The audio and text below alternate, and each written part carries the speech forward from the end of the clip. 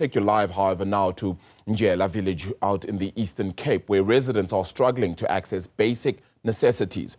It comes as a water crisis continues to affect their daily lives. The local municipality is now accused of failing to address these challenges, forcing residents ultimately to source drinking water from a murky dam. Let's get more on this then. Sipha Kema is live from there now and joins us. Sipha, just behind you, I think, is ultimately the dam in which people have to ultimately try and get water from. This is not necessarily a comfortable situation, and you could just see them right behind you, and their complaints must be many. Well, Arabile, not just uncomfortable, but also unhealthy, hazardous, dangerous situation, because as you mentioned that, yes, indeed, that dam that you're seeing behind me is that murky dam where residents of Njela, as well as another closer village, are actually accessing water. This is their main, or the only actually water supply that they have. When we spoke to some of the community members, they were telling us that, Arabile, it's been years and years without water. The only one time that they did manage for a brief time to get clean water was through a tanker, but that also didn't work out after that tank then deteriorated and was never replaced, but also did not assist the village because that small tank couldn't have enough supply for the entire village, as everyone was excited to get clean water. Now we're going to bring you in closer to that dam so that you can see exactly how people access this water and with this dirty dam. Now, they share this dam with livestock, Arabile. When we arrived here, we saw pigs, we saw goats, also some cattle as well, drinking from this river, from this dam. And as you can see, as they go down, also getting into the dam to get the water is also dangerous because it is quite slippery to get down here, Arabile, and get a good grip. And most of the people that you are seeing here are the elderly, because at about this time, children have already gone to school. Normally, some of the children have to wake up early in the hours of the morning before they get ready for school to come and get water to use to bath with. Now, this is not water that they only use to wash, but also to drink, Arabile. And when we spoke to some of them whether or not they do boil the water, do they use bleach in the water to ensure that the water gets clean? Some do, and some unfortunately don't, because some of them they don't know enough. And I want to show you, Arabile, the color of the water, of this water here.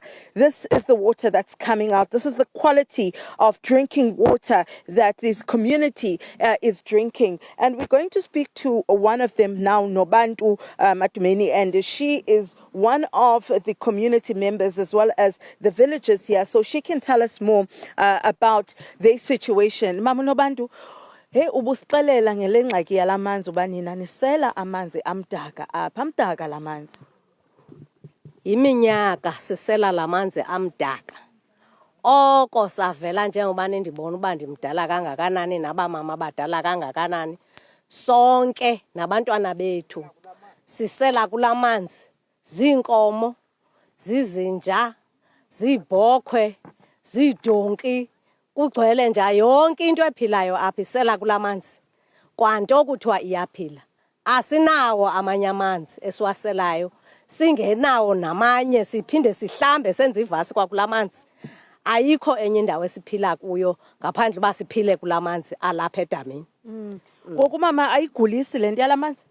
La manzi ayagulisa, siba nezisu, sigubhuke, ude abanye baye nasezibhedlela bayofumana uncedo esibhedlela lokuba behambisa.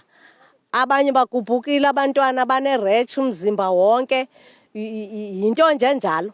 I mean, Arabile, you could hear this. She's talking about a dire situation. Now, I just want to also bring in a gentleman, Senzo, here, so that we can talk to Senzo more about some of the other issues that they're facing, because he seems to be one of the people that knows a lot about some of the issues that have affected this village. Senzo, ngasondela kancinci bhuti, sondela apha kum. Bhuti, ubusixelela mani ukuthi ngayixesha nafumana amanzi aklini itanka nayifumana ngexesha elinye? Sawafumana amanzi sasiwafumana siwathunyelelwa ngumasipala. amanzi kwafumanise uba itenki encinci ayisevi yonke ilali. Abantu ke ngoba xabana ngento yamanzi, amanzi achitheka aqabhuka naloo tenki sasiseve ngayo ngumasipala amanzi. Usukela ngoko zange kuphinde kubekho izinyathelo zonenzela amanzi.